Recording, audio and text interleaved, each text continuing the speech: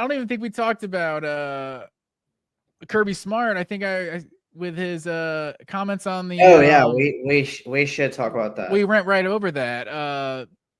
Because We yeah, titled the episode about that. yeah, we literally did title the episode about that. We went straight to the coaching rankings, but yeah, Kirby Smart's comments on the portal, about how he wants one portal window, or I guess that's what he said, right? The biggest question Yeah. is, when do you have the one window? Mhm. Because the two windows is just kind of unsustainable. I don't know if you have the Yeah. exact quote in front of you, but yeah, I mean, I don't know what to think about that, and I I don't know about you. I'll get your opinion first. My first thought is, for one, I wish they would end the season like January, like January 1, January 2, like right at the start of January. And then I personally think this is where college football ends up going, is that at some point there's some sort of separation with the teams that truly want to play Division 1 football, and the rest that, kind of go down to the next classification. Maybe it's 100 teams, maybe it's 60 teams, maybe it's 30 teams. Like, I don't know. But I think at some point there's a true Division 1, and all of those schools will not be allowed to start class until like January 24th or something like that. And so you have this window that's basically football is king at these big universities, and you just have to move the academic calendar back a little bit so that these guys can That would be finish the so football funny. season. And then we have a 2-3 week period of the portal, because it's just ridiculous that we're dealing with playoff games and players are going in the portal, and we're having to follow Yeah. recruiting and new head coaches and basically free agency in the sport while the postseason is happening. It totally kills just the momentum of the season, really. Yeah, I fully agree with that. I just like, are these schools really going to change the academic calendar to accommodate the transfer portal? I mean, what was do you know what the first day of class was at UGA this January? It was like the 7th or 8th, I think. It's like, what does it really do to the university to move that back like one extra week, 2 weeks at tops? I don't know. I think it has that big of a Like, it deal would just be on the so sport. funny / ridiculous to do that. Would the academic people get mad? I think it would be pretty. It would be really like. Can you imagine what would be written about that if all these major universities amended their academic calendar to allow football players to transfer there at a more convenient time? I mean, wouldn't it make sense though? These guys have to be Yes, yes. disrupting classes and If you're stuff, no, if you're right? What's the yeah, add drop period?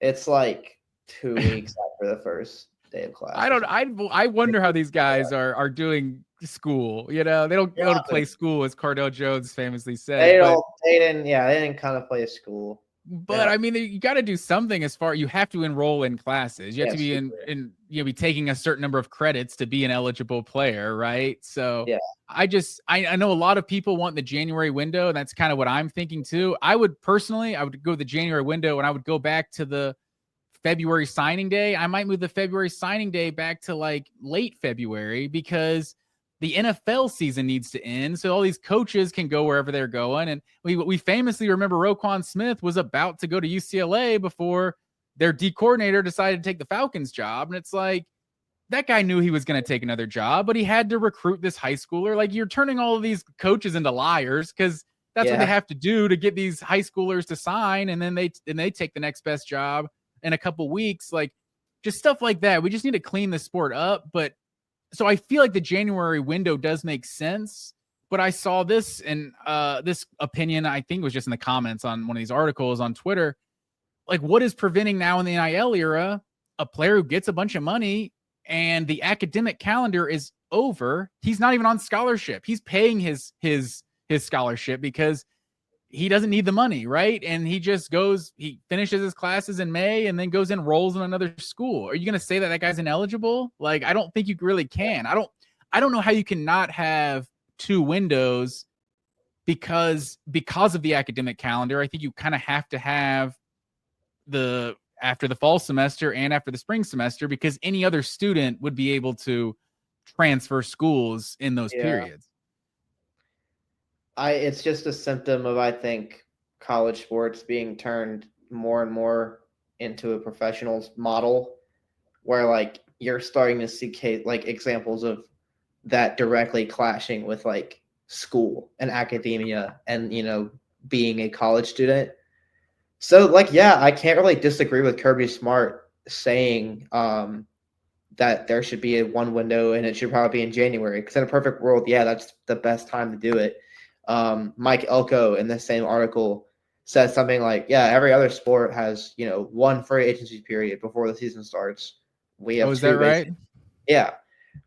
Which that's what the portal is now. I mean, let's call a spade a spade. Like, it is college football free agency.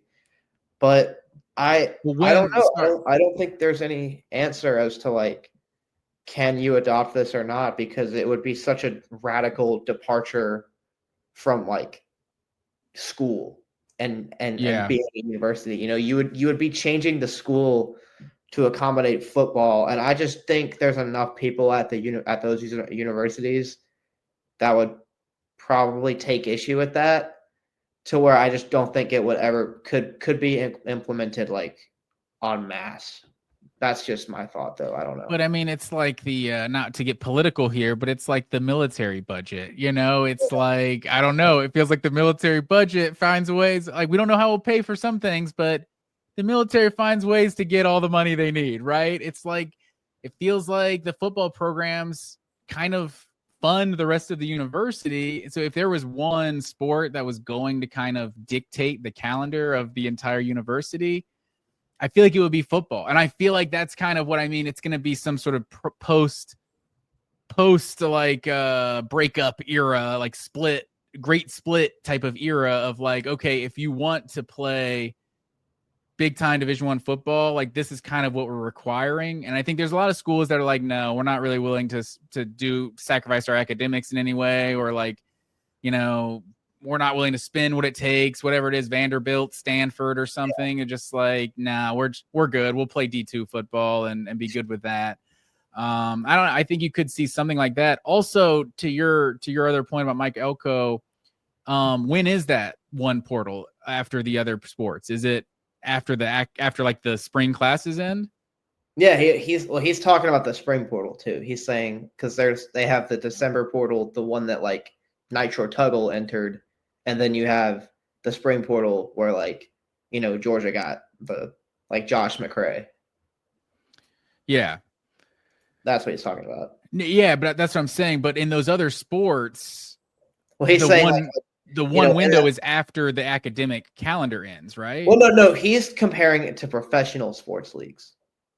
He's saying the NFL, he's not saying the NBA, he's not saying that's MLB, how college basketball or baseball works. He's saying like, because his point is like, yeah, like college football has become like those sports in terms of it having a de facto free agency period.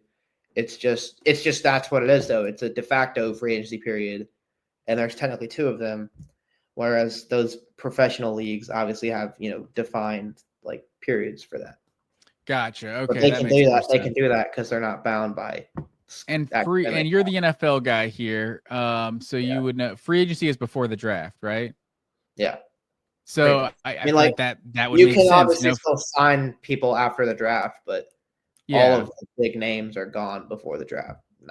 But yeah, you have the season ends January. You have free agency immediately after it ends, which already sucks, but it's like, whatever, you got to do what you got to do.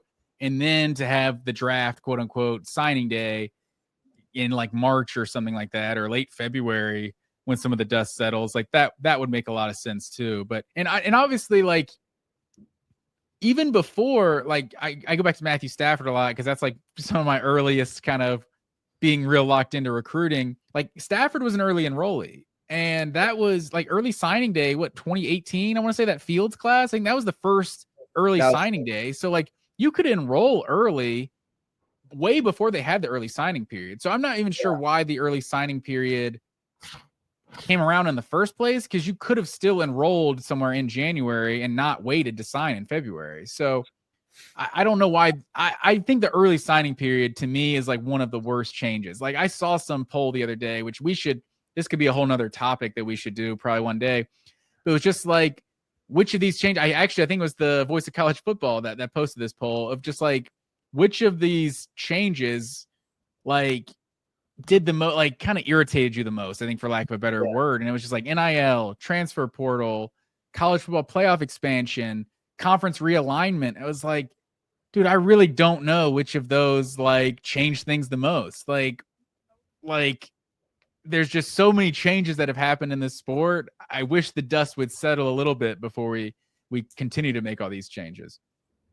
Yeah, there's just some like I think the sport just got out of hand so fast, and now we have all of these structural issues that we're just not well thought out about at all, and we're just gonna have to deal with it. I'm sure they're just gonna have to keep applying different band-aids to it. The sport is such a mess, man.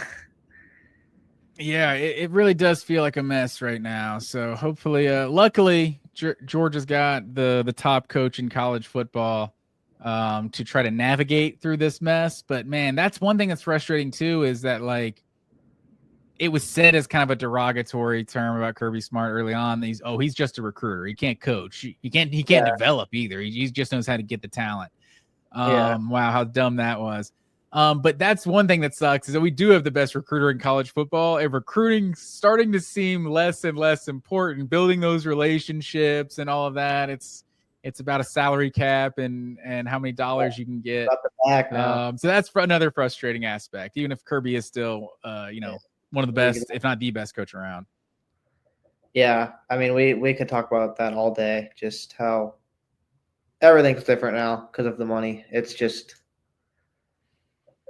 I don't even know, man. Like, I don't know. I feel like we get stuck on this every week, and every week it's just me being like, like just college football is just, it doesn't really feel reversible at this point. We can't put the genie back in the bottle, so it's going to be really interesting to see what changes they're able to actually implement going forward, and which ones are just going to get struck down by the autonomy of the players and the coaches now. So, yeah, not really and that's why so many things it feels like they can't. Maybe that's like these violating antitrust law. It's like every time they take the NCAA to court, they lose. So or you win, I should say, every time you take the NCAA to court. So it's like if you tried to make something like, okay, if you're a post spring transfer, then maybe you can't. Maybe you have to sit out a year or something like that. Like the SEC's already made that you can't transfer in conference. Curious to see how long a rule like that lasts before someone's takes it to the courts. But but we'll see what happens. But yeah, I think most people agree with Kirby Smart. Like we just need some sort of rules, something to keep the guardrails to kind of get the sport back on the